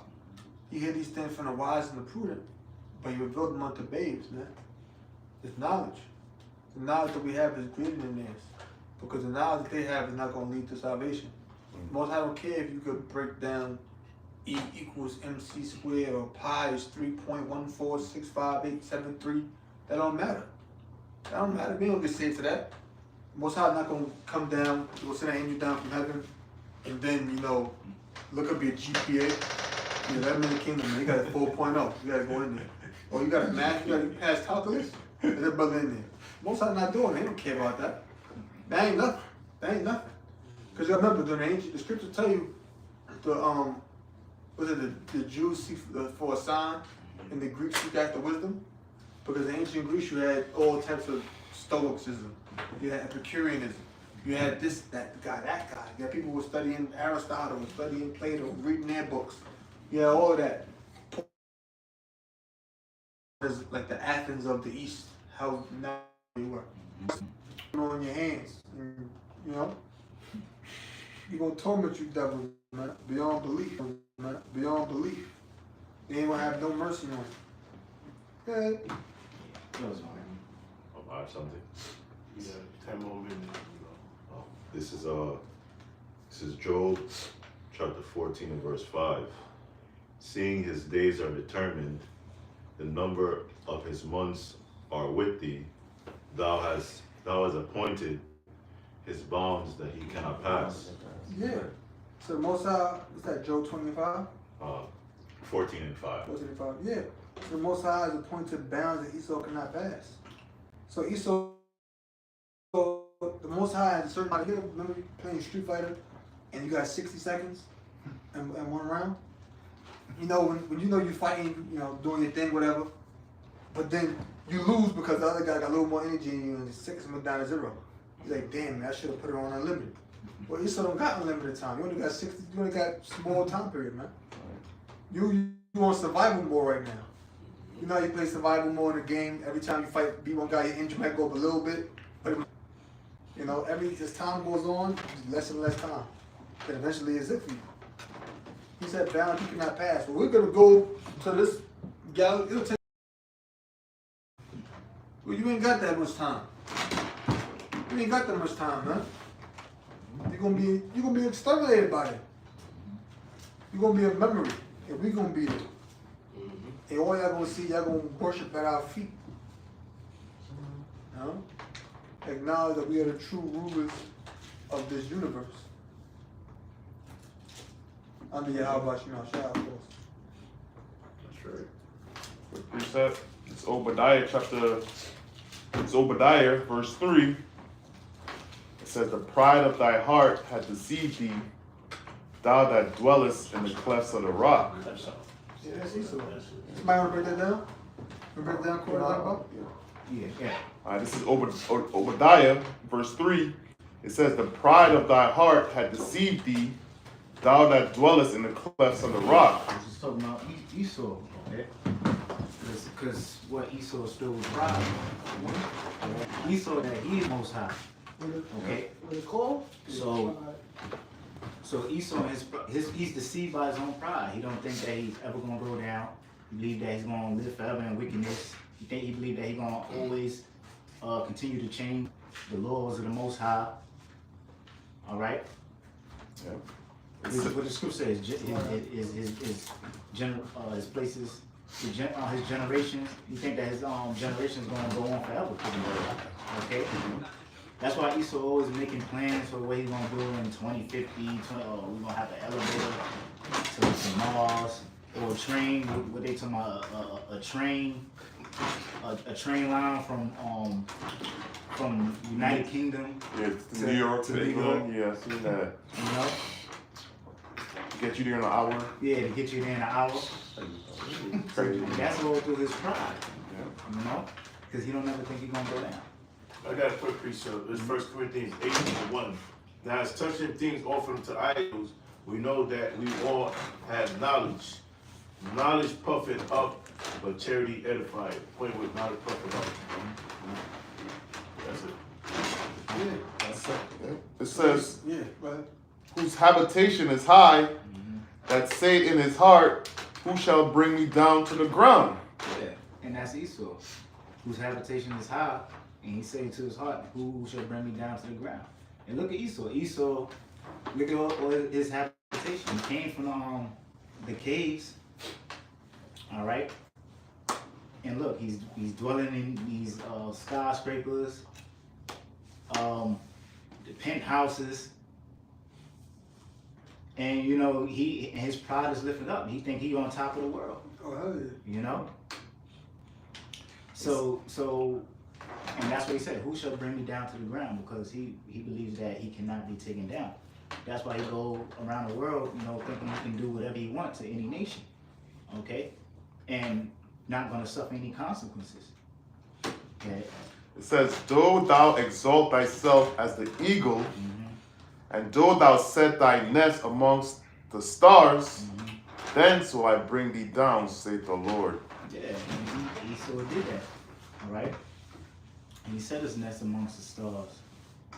And ultimately, Israel, he's sitting upon the Lord's people. All right? But Esau, he went inside of, space of the satellites up there. Okay? Most High giving that technology. But what? In this age of technology and age of information that Esau has, this is also going to lead to his demise. All right?